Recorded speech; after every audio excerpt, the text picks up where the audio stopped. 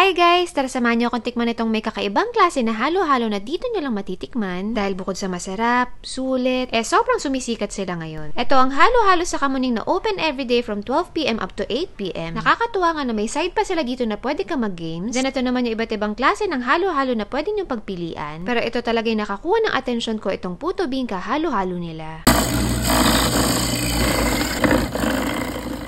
Imagine guys, yung masarap na halo-halo, lalagyan nila ng bibingka, puto bumbong. Kaya sino ba namang hindi mako-curious dito? Dahil bukod sa overloaded na, ang dami pa nilang twist. Imagine may nilalagay pa sila na salted egg, plus yung shaved ice pa na ginagamit nila, flavored na rin.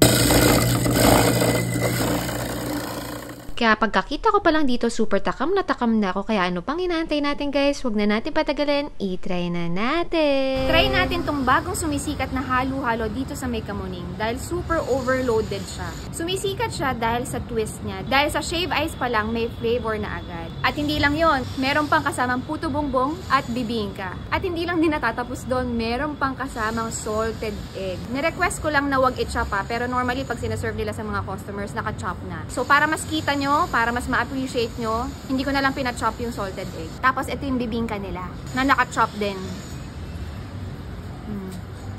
At ang maganda pa dito, dalawang flavor ng ice cream yung nilalagay nila. Isang ube, tsaka isang cheese. Kuha tayo na isang solid na subo.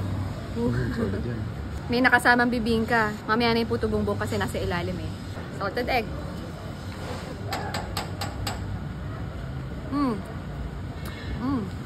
Nakakapanibago na yung halo-halo may kasamang salted egg. So yung tamis niya, nababalance out ng salted egg. So hindi ka mauumay agad. Kahit ganito karami. Masarap, bagay ah. Ngayon ko lang na-try ito. Kakaiba. Wow, isang solid pa na subo.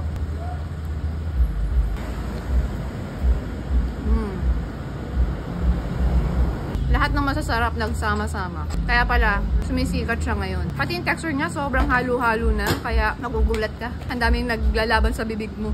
Lahat ata nang hahanapin mo sa isang dessert na masarap, sinama nila dito. Kahit wala kang kahati dito, mauubos mo to.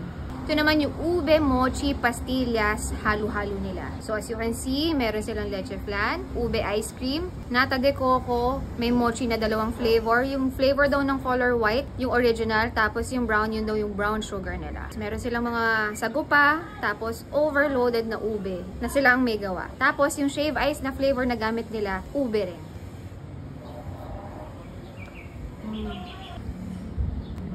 Order ko. Hindi advisable na sumubo ng sobrang laki. Sobrang nilo. Ngayon, titikip tayo ulit. Pero konti na lang.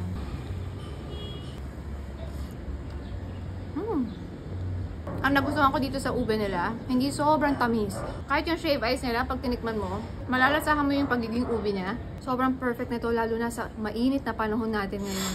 Ito naman yung summer fruity halo-halo na tinatawag nila. So, mas medyo healthy version dahil kasi puro fruits ang kasama. So, meron sila ditong watermelon, melon, mango, tapos nandito yung banana sa likod. May kasama ring ube, leche flan, vanilla ice cream, corn, tapioca pearl. Nata de coco, may kasama pa. Same din sila ng twist dahil shave ice na gamit nila, may flavor na. Ito ang flavor naman ng shave ice niya, melon. So, ice pa lang niya, may flavor na. Isang solid na subo. Ayan, try na natin.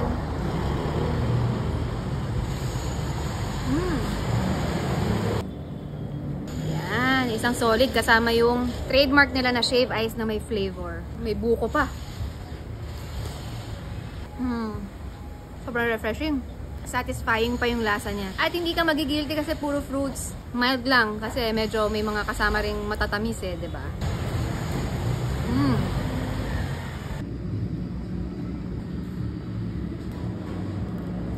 Ito naman yung siopaw nila na may hinalo na naman silang kakaiba dahil naglalagay sila ng na medyo spicy na crunchy garlic. May kasama tong salted egg, sausage, pork, tsaka mushroom. Sa bun pa lang niya, panalo na. Dahil sobrang lambot. Okay din bagay yung lasa ng crunchy na garlic. Tapos may anghang na siya, hindi mo na kailangan lagyan ng sauce na maanghang.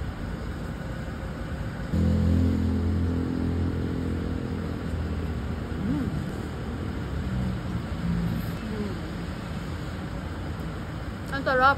Nakita niyo yung kagat ko? Kahit sobrang malaki at sunod-sunod, kayang-kaya dahil sa sobrang lambot niya at kasya sa bibig. Pero halos maubos ko na. Bukod sa masarap na siya, hindi sayang yung pera mo dahil premium yung mga ingredients na hinalo nila dito.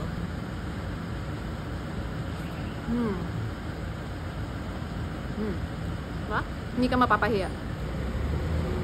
Ito yung mushroom niya guys, oh. Hindi tilipid, ang laki talaga. Shiitake. Ayan. Sulit, masarap. So yun lang guys, share ko lang. Sana natakam kayo sa video natin for today. Kung nagustuhan nyo, paki-like na lang. And don't forget to share this to your friends. Thank you for watching. Bye! Mwah!